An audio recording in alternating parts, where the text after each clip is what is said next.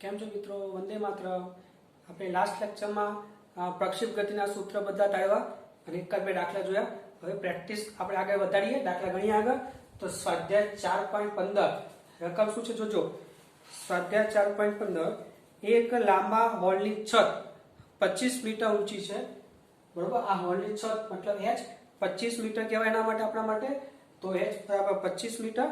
40 metre પર સેકન્ડની ઝડપથી ફેંકવામાં આવેલ દડો છતને અથડાયા વગર પસાર થઈ શકે તે રીતે, મતલબ આને અથડાય નહીં અને આ રીતે પસાર થઈ જાય. આ રીતે અહીંયાથી ફેંકો, અથડાયા વગર સીધે સીધો અહીંયા પસાર થઈ જાય તે રીતે કેટલું મહત્તમ સમક્ષિતિજ અંતર કાપે. આ મહત્તમ સમક્ષિતિજ અંતર કાપવાનું છે. આપણે ખબર છે જ્યાંથી બોલ ફેંકીએ અને પાછો જમીન ઉપર આવે ત્યાં સુધીમાં જે સમક્ષિતિજ અંતર કાપે છે એને આપણે અવધિ કહીએ છીએ. મતલબ આપણે અવધિ શોધવાની છે. તો v0 છે, h છે અને g છે. તો સૌથી પહેલા h ઉપરથી કઈક સમીકરણ મેળવીએ આપણે. તો h બરાબર v0 square sin square theta by 2g સૂત્ર છે. h આપ્યું છે 25, v0 આપ્યું છે 40 sin square theta by 2 into g ની કિંમત 9.8. તો sin સ્ક્વેર થીટા બરાબર શું થશે? સાદું પાડજો તો 0.3065 વર્ગમૂળ કરો તો 0.5534. લોગ ટેબલ મેં તમને શીખવાડેલું છે. તો સૌથી પહેલા સાઈડમાં જવાનું લોગ ટેબલમાં, પછી 0.5534 ની નજીકમાં નજીક જવાનું. તો 33 જે ડિગ્રી છે એ લાઈનમાં નજીકમાં નજીક જવાશે તમારાથી. તો 33 ડિગ્રી અને ઉપર જોઈ લેવાનું મિનિટ, જે મિનિટ હોય એ. પછી જો ડિફરન્સ હોય તો ડિફરન્સમાં જઈને એડ માર્ક કરી દેજો મિનિટમાં. તો જવાબ તમારો નજીકમાં નજીક 33 ડિગ્રી 36 મિનિટ જેટલો આવી જશે. તો આ થઈ ગયો તમારો થીટા. હવે એ થીટાની કિંમત મતલબ અહીંયા જે થીટા બને છે એ થીટા આપણને મળી ગયો. એના ઉપરથી આપણે અવધિ પણ શોધી શકશું. હવે અવધિમાં જો સૂત્ર કયું તો v0 square sin 2 theta by g. તો આપણી પાસે 2 થીટાની કિંમત જોઈએ.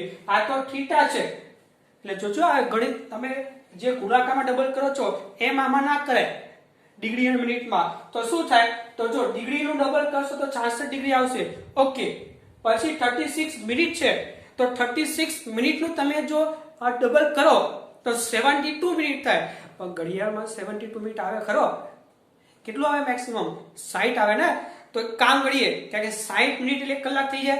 તો આમાંથી જે ડબલ કરીએ મતલબ કેટલું થાય? જે આપણું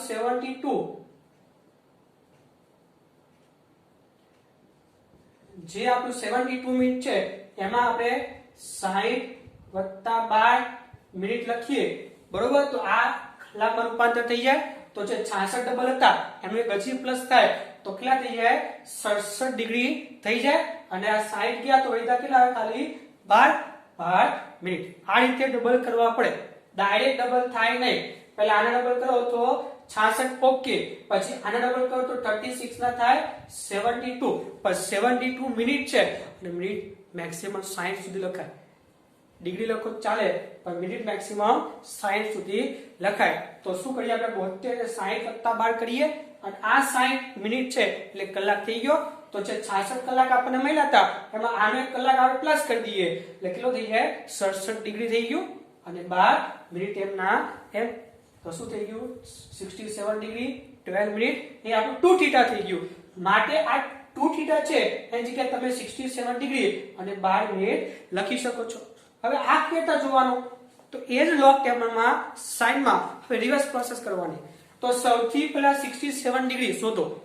લોગ ટેબલમાં 67 ડિગ્રી, હવે જે જગ્યા ઉપર 67 ડિગ્રી હોય ત્યાં લાઈનમાં જોવાનું. અને કડા કઈ જોવાની? 12. તો ઉપર જે કડા છે એમાં 12 કઈ જગ્યા આવે છે? 12 હોય અથવા નજીકમાં નજીક જે હોય ચાલે, 10 છે 14 છે ચાલે. તો શું 12 હોય તો એ 12 મિનિટ અને જે 67 ડિગ્રી છે એ બંને કઈ જગ્યા ભેગા થાય? જે જગ્યા પર ભેગા થાય એ તમારો જવાબ થયો કહેવાય. તો શું કરવાનું? સૌથી પહેલા સાઈનમાં 67 ડિગ્રી લાઈન અને 12 મિનિટની લાઈન ભેગી જ્યાં થાય ત્યાં જે મૂલ્ય મળે એ તમારું સાઈનનું મૂલ્ય થયું કહેવાય. કેટલું મળશે? 0.9219. અત્યાર સુધી આના ઉપરથી આ શોધતા આપણે 67 પર યાદ છે? નજીકમાં નજીક જવાનું, મિનિટ ડિગ્રી લખવાના. હવે આના ઉપરથી આ શોધવું હોય તો પણ આપણને આવડવું જોઈએ. તો કેટા કરવાનું? તો સૌથી પહેલા સાઈન માં 67 ડિગ્રી અને 12 મિનિટ જ્યાં ભેગું થાય એ બિંદુ મતલબ કેટલું 0.12 હશે. એ તમારો જવાબ થઈ ગયો કેવો? બરોબર. તો આ થઈ ગયું 1600 અને આ વેલ્યુ થઈ ગઈ 0.12. એટલે જોજો હો, આના ઉપરથી આ લખતા બી આવવું જોઈએ અને આના ઉપરથી આ શોધતા પણ આવવું જોઈએ. જો આના ઉપરથી આ શોધવું હોય તો મેં તમને કીધેલું જ હતું, નજીકમાં નજીક જવાનું, ડિફરન્સ પ્લસ કરીને ડિગ્રી અને મિનિટ લખી દેવાની. પણ જો આવું આપેલું હોય અને એના ઉપરથી આ શોધવું હોય તો એ પણ મેં તમને સમજાવ્યું. શું કરવાનું? જે પણ આપ્યું હોય એ ડિગ્રીમાં જવાનું અને જે મિનિટ હોય એ બે ભેગું કરવાનું. એ લાઈન જ્યાં મળે એ તમારો જવાબ. દાખલા તરીકે બીજું કોઈ લેવું હોય તો સાઈન 15 ડિગ્રી અને 30 મિનિટ, તો 15 માં 15 ડિગ્રી લાઈન અને 30 મિનિટની લાઈન જ્યાં ભેગી થાય એ તમારો જવાબ થઈ ગયો કહેવાય. બરોબર. એટલે જો આવું શોધવું હોય તો મિનિટ ડિગ્રી ભેગું કરી દેવાનું, જે જગ્યા મળે એ તમારો જવાબ થઈ ગયો. અને જો આમાંથી આમાં જવું હોય એટલે સાઈન 0.9219 યાદ છે, સાઈન થીટા બરાબર 0.9219. તો નજીકમાં નજીક જે મૂલ્ય આવે એ મેથડ થી આ મૂલ્ય આપણે થીટા શોધી લેવાનું. સાઈન ઉપર થીટા શોધવું હોય તો આપણે નજીકમાં નજીક, અને જો આવું આપેલું હોય અને શોધવું હોય તો પછી ડિગ્રી 67 12 મિનિટ ભેગી કરી દો, જે જવાબ મળે તમારો 0.9219 થશે. સાદું પાકો એટલે અવધિ આપણને 150.51 મીટર મળી છે. એટલે સૌથી પહેલા જે h આપ્યું હતું એના ઉપયોગથી આપણે થીટા શોધ્યો અને એ થીટાનો ઉપયોગ લઈને આપણે અવધિ શોધેલી છે. એટલે જો સૂત્ર આવડતા હોય તો દાખલા બહુ જ ઈઝી છે. તો આ તો સ્વાધ્યાયનો 4.15. આગળ જે આપણે તો સ્વાધ્યાય 4.29 એ પણ જોઈ લઈએ. તો રકમ શું છે 4.29 ની? બંદૂકમાંથી સમક્ષિતિજ સાથે 30 અંશના કોણે છોડેલી ગોળી જમીનને મતલબ થીટા બરાબર 30 જમીનને 3 કિલોમીટર દૂર અથડાય. મતલબ તમે જો અહીંથી ગોળી છોડો તો જમીન અથડાય ત્યાં સુધીમાં કેટલું અંતર કાપે છે? 3 કિલોમીટર કીધું છે. તો એ આપણે અવધિ થઈ ગઈ. એટલે જ્યાંથી સ્ટાર્ટ કરે જમીન અથડાય ત્યાં સુધીમાં x અક્ષ ઉપર જે અંતર કાપે એને આપણે અવધિ કહીએ છીએ. તો અવધિ શરૂઆતમાં આપી છે આપણે 3 કિલોમીટર, એટલે 3000 મીટર થઈ ગઈ. હવે જો પ્રક્ષિપ્ત કોણનું મૂલ્ય ગોઠવીને આપણે 5 કિલોમીટર દૂર આવેલા લક્ષ્ય પર ગોળી મારી શકીએ ખરો? પૂછ્યું છે કે જો લક્ષ્ય 5 કિલોમીટર દૂર હોય તો આ જ થીટાએ તમે ગોળી મારો તો 5 કિલોમીટર પહોંચી શકે કે નહીં એવું પૂછ્યું છે. ગણતરી કરીને જણાવો હવાનો અવરોધ અવગણવાનો છે. એનો મતલબ શું છે કે શરૂઆતમાં 3000 કિલોમીટર 3 કિલોમીટરથી અવધિ અને થીટા બરાબર 30 હતું. હવે આ જ થીટા આગળ તમે જો લક્ષ્યને ભેદો તો 5 કિલોમીટર દૂર લક્ષ્ય છે તો એ લક્ષ્ય ઉપર પહોંચી શકે કે નહીં ગોળી એવું પૂછ્યું છે. તો આપણે કામ કરશું, આ જ બિંદુથી આ થીટાએ ગોળી મારીએ અને પછી આપણે અવધિ શોધી લેશું, મહત્તમ અવધિ ક્યાં સુધી મેક્સિમમ ગોળી જઈ શકે. જો એ મેક્સિમમ અંતર આટલું થઈ જતું હશે તો ગોળી લક્ષ્ય પર પહોંચી જાય, પણ એ મેક્સિમમ અંતર આના કરતા ઓછું હશે તો પહોંચી શકશે નહીં. સૌથી પહેલા આનો ઉપયોગ કરીએ અને કંઈક મેળવીએ આપણે, પછી આગળ વાત કરીએ. તો સૌથી પહેલા થીટા અને અવધિ 3000 મીટર છે. તો અવધિનું સૂત્ર v² sin 2 થીટા ભાગ્યા v0 ની કિંમત નથી ખબર આપણને, થીટા ની જગ્યાએ 30 એટલે sin 2 થીટા છે sin 60 છેદમાં g અને અવધિ છે 3000 મીટર. મૂકી દો કિંમત sin 60 √3/2 તો v0² આપણને મળશે આટલું, વર્ગમૂળ કરો 184.36 મીટર પર સેકન્ડ. મતલબ શરૂઆતમાં આટલી અવધિ હતી ત્યારે આપણને v0 કેટલો મળ્યો? આટલો મળ્યો. હવે એ જગ્યા ઉપરથી એ જ થીટા આગળ આપણે શોધવાનું છે. સોરી, એ જગ્યા ઉપરથી એ જ v0 આગળથી આપણે ફેરફારી છે ગોળી. જો થીટા નથી લેવાનો, થીટા લેવાનો નથી કારણ કે મહત્તમ અવધિ કીધી છે. એટલે આમાં એ જગ્યા ઉપરથી આપણે એ જ v0 આગળથી ફેંકીએ તો શું આપણે 5 કિલોમીટર દૂર આવેલા લક્ષ્યને ભેદી શકીએ ખરો? તો આપણે શું કરીએ? આ v0 નો ઉપયોગ કરીએ અને મહત્તમ અવધિ શોધીએ. જો એ મહત્તમ અવધિ આટલી હશે મતલબ જો r max આટલું થઈ ગયું તો આપણને શું મળશે? કહી શકીએ આપણે કે ભાઈ ભેદી શકે. પણ જો r max આના કરતા ઓછું હશે, અહીંયા 5 કિલોમીટર સુધી જશે નહીં ગોળી, તો ભેદી શકવાની નથી. આપણી પાસે r max શોધીએ તો સૂત્ર છે v²/g. જો આ થીટા નથી લેવાનો, આ થીટા અને અવધિ ઉપરથી v0 મેળવવાનો છે. અને એવું કીધું છે કે આ જગ્યા ઉપરથી ફેંકો તો મતલબ એ જ V0 થી ફેંકો તો 5 કિલોમીટર ભેદી શકે કે નહીં, એટલે V0 સેમ લેવાનો છે, થીટા એ લેવાનો નથી. તો મહત્તમ અવધિ છે આપણે જોઈ ગયા છે, મહત્તમ અવધિમાં sin 2θ 1 થઈ જાય તો શું થઈ ગયું V0² V0² બેઠે બેઠું મૂકી દો છેદમાં g, તો આરએમએસ આપણને મળે આટલા મીટર અને આ 3.468 468 કિલોમીટર, મતલબ મેક્સિમમ આટલું ફેંકી શકો આ V0 નો ઉપયોગ કરીને. પણ લક્ષ્ય છે 5 કિલોમીટર, મતલબ ત્યાં સુધી પહોંચવાનું નથી, એનો મતલબ લક્ષ્ય ભેદી શકવાનું નથી, માટે આથી 5 કિલોમીટર દૂર આવેલા લક્ષ્ય પર મારી શક્યા આપણે નથી. પડી ખબર? ફરી જો સૌથી પહેલા થીટા આટલો અવધિ આટલી લેવાની, એના પરથી V0 શોધી લેવાનો, પછી એવું કીધું છે આ V0 નો ઉપયોગ કરીને 5 કિલોમીટર દૂર લક્ષ્યને ભેદી શકાય કે નહીં, તો આ V0 નો ઉપયોગ કરો. હવે ઘોડી મેક્સિમમ કેટલું અંતર કાપે ચેક કરી લઈએ. જો એ મેક્સિમમ અંતર 5 કિલોમીટર થશે તો ઓકે ભેદી શકશે, નહીં થાય નહીં ભેદી શકે. તો મેક્સિમમ અંતર મતલબ મહત્તમ અવધિ, તો મહત્તમ અવધિ શોધી લેવાની. V0 જે મેળવી લેવાનો ઉપયોગ, એના ઉપરથી આરએમએસ આપણને આટલું મળે જે 5 કરતા ઓછું છે બટ ભેદી શકવાનું નથી. આમાં ખાસ યાદ શું રાખવાનું, મહત્તમ અવધિ છે એટલે 2θ બરાબર આપણું 90 થશે, એટલે આ θ લેવાય નહીં, પણ મહત્તમ અવધિ માટે sin 2θ 1 થઈ જાય. તો આ થઈ ગયું આપણું સ્વાધ્યાય 4.29. પછી નેક્સ્ટ જોઈએ ઉદાહરણ નંબર 4.7, બહુ જ અગત્યનો છે. શું કીધું છે 4.7, ગેલિલિયોએ તેના પુસ્તક ટુ ન્યૂ સાયન્સમાં એવું વિધાન કર્યું છે કે 45 ના ખૂણા સાથે સમાન તફાવત ધરાવતા બે જુદા જુદા કોણે, 45 નો તફાવત હોય એવા બે જુદા જુદા કોણે પદાર્થને પ્રક્ષેપ કરવામાં આવે તો તેની અવધિ સમાન હોય.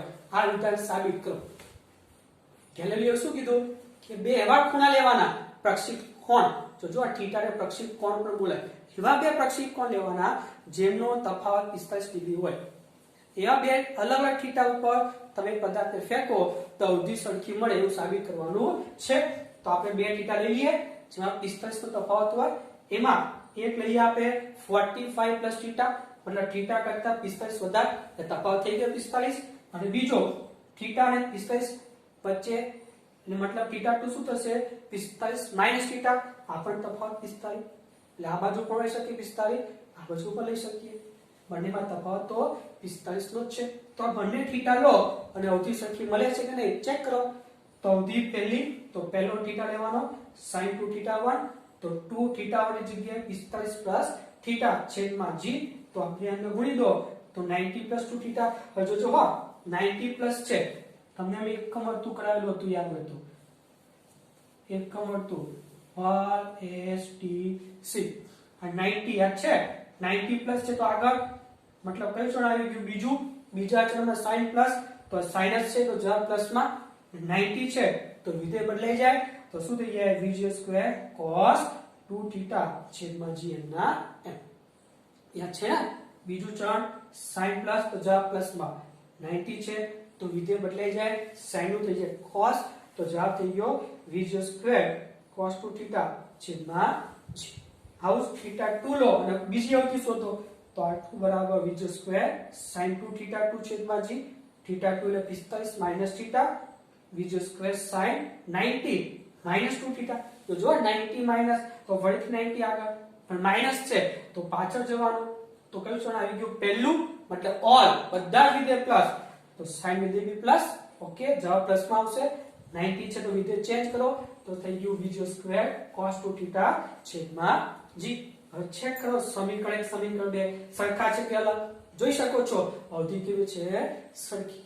એટલે જો 45 નો તફાવત હોય તો બે ખૂણા લો તો અવધિ સરખી મળે, આ યાદ રાખજો.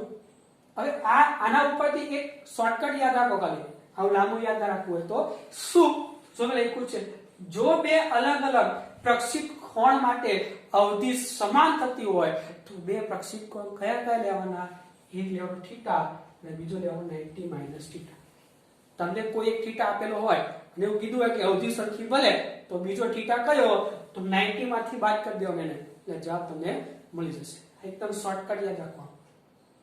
આ યાદ રાખો તોય વાંધો નહીં, પણ આ ઈઝી પણ એટલા માટે જે થીટા આપ્યો હોય બીજો શોધવો છે અવધિ સરખી થાય તો માટે તો 90 માઇનસ કરી દો બસ. જો એક એક્ઝામ્પલ જોઈએ. જ્યારે પ્રક્ષેપ કોણ 25 ડિગ્રી નો હોય ત્યારે એક પ્રક્ષેપ પદાર્થની અવધિ r છે. જો પ્રક્ષેપ કોણ ખાલી જગ્યા હોય તો તેની અવધિ r જ મળે, મતલબ જે પહેલા હતી એ જ. તો જો અવધિ સરખી કીધી છે 1 ડિગ્રી આપ્યું છે 25, તો બીજી કેટલા મળે 90 માઇનસ 25 કરી દેવાની. તો θ1 25 અવધિ સરખી થવા માટે θ2 90 માઇનસ θ1 તો 90 માઇનસ 25, તો જવાબ થઈ ગયો 65. એટલે યાદ રાખજો, બરોબર. પછી નેક્સ્ટ જોઈએ આપણે કે સમાન પ્રારંભિક વેગ v ધરાવતી અનેક ગોળીઓ સમતલ સપાટી પરથી જુદી જુદી દિશાઓમાં ફાયર કરવામાં આવે છે. મતલબ અહીંયાથી તમે ગોળી બધી દિશામાં ફાયર કરો એક સરખા વેગ સાથે. આ ગોળીઓ આ સપાટી પર ખાલી જગ્યા જેટલા મહત્તમ ક્ષેત્રફળ પર પડી શકે. અહીંયા ગોળી હોય બધી દિશામાં એક સરખા વેગથી ફેંકો છો એટલે એક સરખું અંતર કાપે. તો મહત્તમ ક્ષેત્રફળ કેટલું? તો મહત્તમ ક્ષેત્રફળ લેવું હોય તો ત્રિજ્યા મહત્તમ લેવી પડે. ને આપણને ખબર તમે ગોળી ફેંકો છો તો મેક્સિમમ અંતર જે કાપે બધી બાજુ, જે બાજુ લેવું હોય એ બાજુ, બધી બાજુ સરખું પડવાનું છે. તો એ મહત્તમ અંતરને આપણે rmax કહીએ છીએ. કારણ કે ક્ષેત્રફળ કેવું કીધું છે મહત્તમ. તો ક્ષેત્રફળ મહત્તમ લેવું હોય તો ત્રિજ્યા મહત્તમ લેવી પડે. અને ત્રિજ્યા અહીંયાથી ફેંકો અને ગોળી જે મહત્તમ અંતર કાપે એ, અને મહત્તમ અંતરને આપણે અવધિ rmax કહીએ છીએ. તો rmax મળી જાય તો આપણી પાસે ક્ષેત્રફળ તો છે. ગોળી ફેંકો, વર્તુળ બનાવો તો વર્તુળનું ક્ષેત્રફળ પાઈ r સ્ક્વેર, પણ r એટલે rmax આપણા માટે, કારણ કે ગોળી મેક્સિમમ અંતર જે કાપે એને અવધિ એ જ આપણી ત્રિજ્યા થઈ. તો શું થઈ ગયું rmax એટલે v square by g. v0 છે આપણી પાસે v, તો થઈ જાય v સ્ક્વેર નો વર્ગ એટલે v4 છેદમાં g સ્ક્વેર. તો મેક્સિમમ ક્ષેત્રફળ પાઈ v ની 4 ઘાત છેદમાં g સ્ક્વેર. ખબર પડી તમને? તો આ રીતે સૂત્ર મૂકીને દાખલા ગણવાના છે. લખી લો. ચાલો મિત્રો આપણે આગળ જઈએ. તો નેક્સ્ટ દાખલો શું છે? જો કોઈ પ્રક્ષેપ પદાર્થની અવધિ મહત્તમ ઊંચાઈ કરતા બમણી હોય તો અવધિનું મૂલ્ય શોધો. પદાર્થની અવધિ મહત્તમ ઊંચાઈ કરતા બમણી છે તો એના ઉપયોગથી આપણે θ શોધીએ અને પછી એનો ઉપયોગ આપણે અવધિમાં કરી લઈશું એટલે અવધિ મળી જશે. તો આપણે કીધું છે એનો ઉપયોગ કરીએ કે અવધિ એ ઊંચાઈ કરતા બમણી મતલબ r બરાબર 2h. તો r ની જગ્યાએ v square sin 2θ upon g સૂત્ર 2m અને h ની જગ્યા ઉપર v square sin square θ upon 2g. તમે જોઈ શકો v સ્ક્વેર કેન્સલ, આ 2 કેન્સલ, g કેન્સલ, તો વધ્યું એ sin 2θ, અહીંયા વધ્યું sin સ્ક્વેર θ. હવે આપણે ખબર sin 2θ મેથ્સનું સૂત્ર sin 2θ = 2 sin θ cos θ. તો આ જગ્યા ઉપર sin 2θ જગ્યા મૂકી દીધું આપણે આ, અને આ એમને બેક ટુ એક વખત sin કેન્સલ, cos છેદમાં જાય તો sin upon cos બરાબર 2, મતલબ tan θ upon tan θ બરાબર 2. હવે જો tan θ બરાબર 2, આપણને અવધિમાં sin ને cos ની જરૂર પડશે એટલે આપણે tan ને કાટકોણ ત્રિકોણમાં શું લખી શકીએ? તો કાટકોણ ત્રિકોણ tan θ એ સામેની બાજુ છેદમાં પાછળની બાજુ. તો અહીંયા લખી શકો 2 ના છેદમાં 1. તો શું થઈ ગયું? સામેની બાજુ 2 અને પાછળની બાજુ 1, તો થઈ ગયું 2 બાય અહીંયા 1. અને પાયથાગોરસનો ઉપયોગ કરશો તો આ થઈ ગયો આપણો કર્ણ એટલે આનો વર્ગ વત્તા આનો વર્ગ અને વર્ગમૂળમાં તો થઈ જાય √5. તો હવે આપણે અવધિ શોધીએ તો v square sin 2θ by g ફરીથી લખો, પણ sin 2θ ની જગ્યાએ ફરીથી 2 sin θ cos θ. હવે આના ઉપયોગથી sin θ શું લખાય? સામેની બાજુ છેદમાં કર્ણ, તો sin θ ની જગ્યાએ 2/√5, cos θ એટલે પાછળની બાજુ છેદમાં કર્ણ એટલે 1/√5. તો આ થઈ ગયું 4, આ √5 એટલે 5 છેદમાં જાય તો અવધિ મળી ગઈ 4 v² બાય 5g. એટલે આ રીતે તમને જે રકમમાં કીધું હોય, અવધિ બમણી કીધું હોય, 3 ગણી જે પણ કીધું હોય એનો ઉપયોગ કરી દે પહેલા સમીકરણ મેળવી લેવાનો અને એનો ઉપયોગ બીજામાં કરવાનો એટલે જવાબ તમારો થઈ જશે. બરોબર. નેક્સ્ટ જોઈએ. બે પદાર્થોને સમાન વેગથી સમક્ષિતિ સાથે બે જુદા જુદા કોણે પ્રક્ષેપિત કરતા બંનેની અવધિ સમાન મળે. હમણાં જ આપણે જોઈએ અવધિ વાળું. જો આ પદાર્થોના ઉડ્ડયન સમયો t1 અને t2 હોય તો સાબિત કરો કે t1 t2 બરાબર 2r/g. મતલબ ઉડ્ડયન સમયનો ગુણાકાર એ 2r/g હોવો જોઈએ. જ્યારે અવધિ સમાન કીધી છે તો આપણને ખબર છે બે કયા લેવાય થીટા. તો સાબિત કરીએ આપણે. તો આપણને ખબર છે અવધિ સમાન થાય તો એક થીટા હોય તો બીજો શું લખાય 90 માઇનસ થીટા. તો હવે ઉદય સમય પહેલાનો તો થીટા લેવાનો પહેલાનો તો પહેલાનો થીટા એટલે થીટા છે તો થઈ ગયું 2v0 sin theta by g. બીજાનો ઉદય સમય 2v0 sin થીટા 2 છેદમાં g. ઉદય સમયનું સૂત્ર ખબર ને. હવે થીટા 2 ની જગ્યાએ શું આવશે 90 માઇનસ થીટા. 90 માઇનસ થીટા ફરીથી પાછું આપણે એકમ વર્તુળ બરોબર એકમ વર્તુળ એટલે 90 અહીંયા આવશે તો માઈનસ એટલે ફરીથી પાછું જવાનું તો અહીંયા આવશે ઓલ મતલબ બધા વિધેય પ્લસ તો જવાબ આવશે પ્લસ માં 90 છે તો વિધેય બદલાઈ જાય તો થઈ જાય cos 2v0 cos θ upon g. इस प्रमाणे LHS लिए t1 t2 ગુણાકાર તો t1 t2 t1 ની જગ્યાએ બેઠી કિંમત t2 ની જગ્યાએ કિંમત બરોબર આ થઈ ગયું 4 v0 square sin θ cos θ by g. આ 4 માંથી 2 અહીંયા લખું અને 2 કૌંસમાં લખું. આ જગ્યાએ આપણે sin 2θ લખી શકો તો થઈ ગયું 2v0 square sin 2θ g square ને આપણે g g. હવે આજે હું કૌંસમાં લખી દઉં આટલી વસ્તુ લખી શકો આ રીતે અને આ થઈ ગયું આપણે અવધિ જો અવધિનું સૂત્ર આવી ગયું તો 2r by g જે આપણું RHS થઈ ગયું. મતલબ સાબિત થઈ ગયું t1 t2 બરાબર 2r by g. મિત્રો આ જે દાખલો છે ને આ તમે શોર્ટકટ સૂત્ર તરીકે વાપરી શકો જે ડબલ યુનિટમાં બહુ કામ લાગે. જો અવધિ સમાન કીધી હોય અને ઉદય સમય એવું કંઈ આપેલું હોય તો તમે આરામથી અવધિ r શોધી શકો. યાર બરોબર યાદ રાખી લેજો. પછી નેક્સ્ટ જોઈએ એક પદાર્થને સમક્ષ સાથે 45 ના કોણે k જેટલી ગતિ ઊર્જાથી પ્રક્ષિપ્ત કરવામાં આવે છે. મતલબ શરૂઆતી ગતિ ઊર્જા k છે તો મહત્તમ ઊંચાઈ ગતિ ઊર્જા કેટલી આપણને ખબર શરૂઆતની ગતિ ઊર્જા તો શરૂઆતનો વેગ v0 છે આપણી પાસે તો શું લખી શકો 1/2 mv2. હવે આ સૂત્ર આપણે આવશે છઠ્ઠા ચેપ્ટરમાં ગતિ ઊર્જા પરંતુ તમે નવમા દસમામાં જોઈ ગયા છો ગતિ ઊર્જા સૂત્ર એટલે આપણે યુઝ કરી શકીએ 1/2 mv02 આ શરૂઆતી ગતિ ઊર્જા.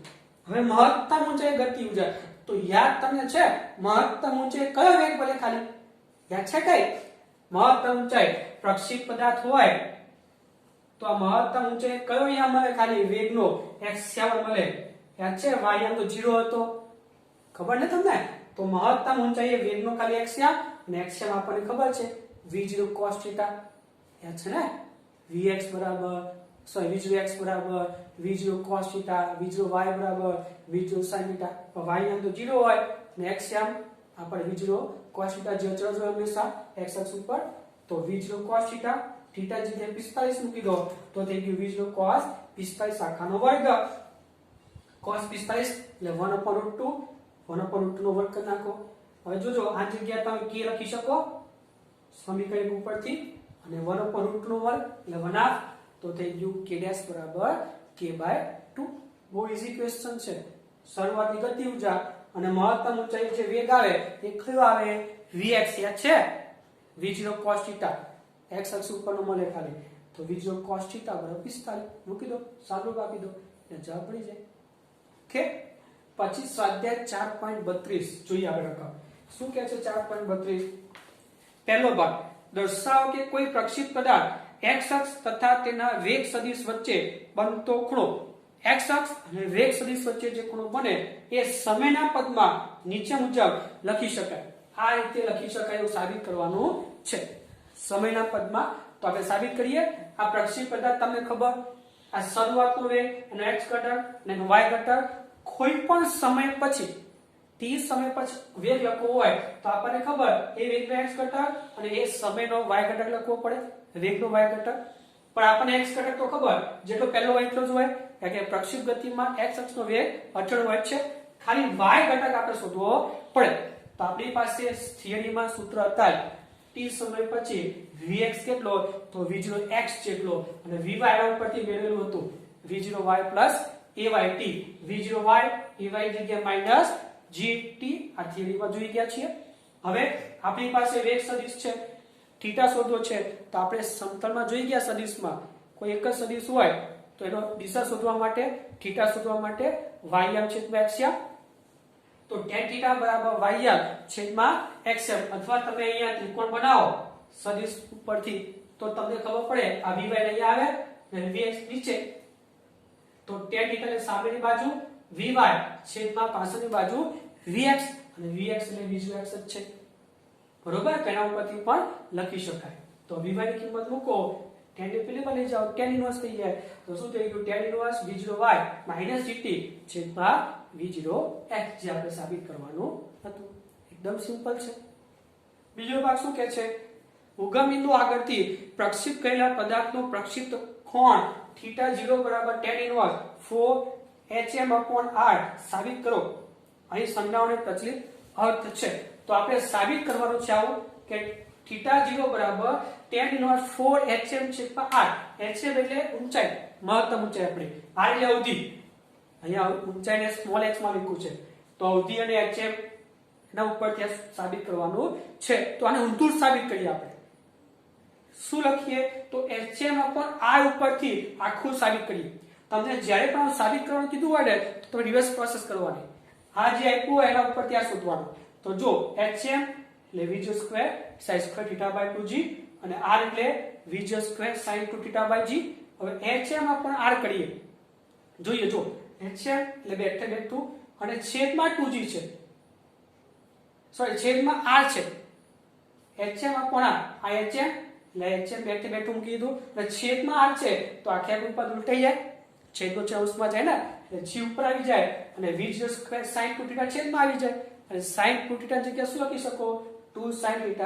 cos θ ખબર પડી આ hm બેઠું અંશમાં હવે છેદમાં r છે એટલે છેદમાં આ લખીએ v2 સ્ક્વેર sin 2θ/g તો છેદનો છેદ g એટલે અંશમાં જાય એટલે g ઉપર જતું રહેશે તો g છેદમાં v2 સ્ક્વેર sin 2θ જગ્યાએ 2 sin θ cos θ v2 square cancel g cancel એક વખત sin કેન્સલ તો ઉપર વધે sin અને છેદમાં 2 * 2 એટલે 4 cos θ અને sin upon cos એટલે tan θ/4 આ 4 સામે જવા દો તો tan θ = 4hm/r તો θ = tan ઇન્વર્સ 4hm/r સાબિત થઈ ગયું એટલે આ રીતે તમે કોઈ પણ સાબિતી કીધી હોય તો રિવર્સમાં જવાનું આ કૌંસમાં જે હોય એના ઉપયોગથી આખું સાબિતી આપી દેવાની ખબર પડી ને ખાલી hm અને આનું સૂત્ર મૂકીને એનું સાદું પાકું છે પણ ભૂલ આ છેદમાં r છે એટલે છેદનો છે અંશમાં જાય એ ખાસ જોવાનું એટલે છેદનો છેદ એટલે g